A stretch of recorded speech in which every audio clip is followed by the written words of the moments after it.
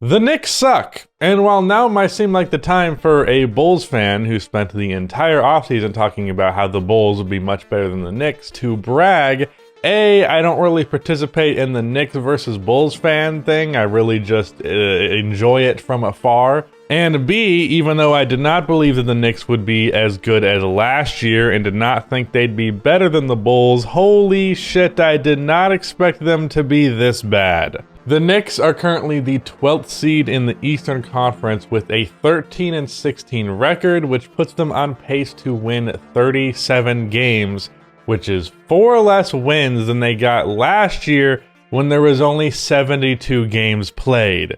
So 10 extra games that they're going to wind up with 4 more losses. All of this after what seemed like a positive offseason to build upon what they did last year. So what went so wrong? Why do the Knicks suck? Let's talk about it.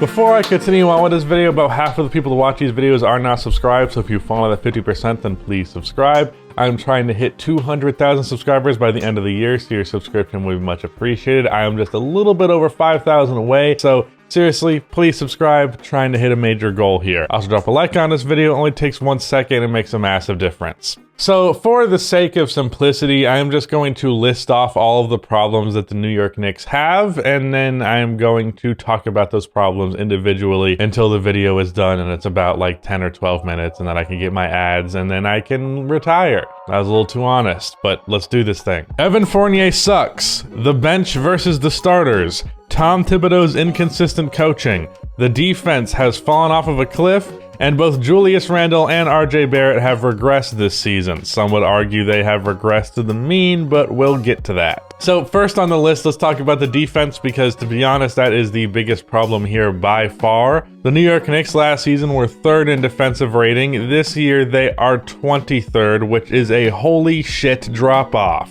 And what is perplexing about this is that the personnel has not changed that drastically. Their bench unit is relatively the same. If anything, Mitchell Robinson has been healthier than last year. And they swapped out one starter in Reggie Bullock for Evan Fournier, which yes, is a little bit of a defensive downgrade, but not so drastic of a defensive downgrade that it would make you drop 20 places in defensive rating. So what the hell is up? Well, to be honest, I don't have a concrete answer. I can tell that Julius Randle, who can be inconsistent on that end from season to season, has gone back to being pretty bad defensively. RJ Barrett started off the season very, very strong, bordering on all defense, and then he's just kind of been okay since then. But honestly, those are the only individuals that I can even kind of point out. It really just feels like overall there has been a regression and a lack of energy and lack of effort on the defensive end of the floor, which is exactly what the Knicks brought to the table last year. Their defensive personnel was not amazing last year either, but because of the culture, the energy, and the coaching, they were able to be a good defensive team in spite of that, but that doesn't appear to be here this season for whatever reason. I don't have some concrete reason outside of that. It's just simply, as a whole, they've played defense worse. There's no scheme change that I can make note of or anything like that. It's just been bad. It's also very weird for a team coached by Tom Thibodeau to be this bad defensively, but we'll get to that. Evan Fournier started off the season fantastic and looked like he was going to be the piece to make the Knicks completely turn their offense around and actually be a really good offense. In the first 6 games of the season, he averaged 17.5 points, shooting 45% from 3 on 8.5 attempts per game, which is really, really good. Then he went down to 10 points, shooting 33% from 3 on 6 attempts for the preceding 22 games. Everyone initially was like, damn, Evan Fournier was actually a really good contract and he's going to be a huge difference maker for the Knicks. And then as it turns out, it's a complete wash and he has sucked this year and it's a bad contract. So Evan Fournier, huge disappointment. And he started off the year, as I mentioned, with a great first 6 games. The Knicks were 5-1 in those games because also their defense was holding up to that point in the season, and their offense was really, really, really good by comparison to what they had last year, because Evan Fournier was a huge addition, and then he just tanked for the rest of the season. The Knicks started great alongside him, and then as soon as he started to decline, the team as a whole started to decline. But speaking of bad offense and disappointment, let's talk about Tom Thibodeau. I'm going to make the same exact argument with Tibbs that I did with Frank Vogel in my video about the Lakers a couple of videos ago. Tibbs is a defensive-minded coach who historically coaches great defenses, and then the offense really comes down to the personnel.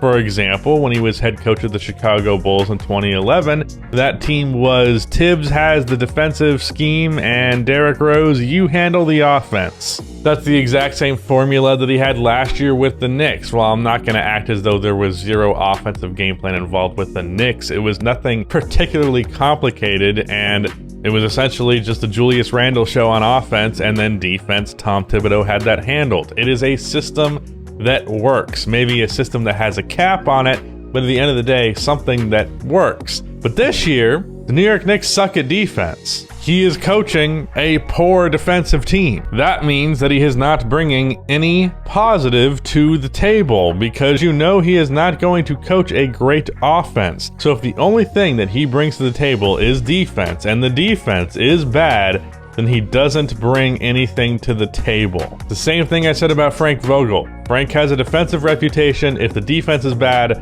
he brings nothing positive, because the one thing he's supposed to do right, he's not doing right, and the thing that he always does mediocre at is also being done at a mediocre rate. So it's a problem. The offense is actually marginally better this year, but it's still bad because it was bad last year too. And if this streak continues long term, Tibbs would very much be on thin ice. Like, that defensive rating would have a heavy influence on his job if I was the one in control of hiring and firing him. And I wouldn't say do it right now, give him a chance and the Knicks a chance to turn this ship around, but if he doesn't, he needs to get canned. Another thing is his weird lineup situation and the Knicks' weird lineup situation as a whole with their starters versus their bench. And honestly, I don't even know entirely where to assign blame here, because he keeps doing all bench lineups, which on principle I pretty much fundamentally disagree with. However, those lineups very often kill it, and then the starters end up sucking. I don't know if mixing them together would fix the starters or kill the bench or what. That's just another weird situation where I cannot give you an exact diagnosis. I don't have some strong, like, this is why this is working or why it's not.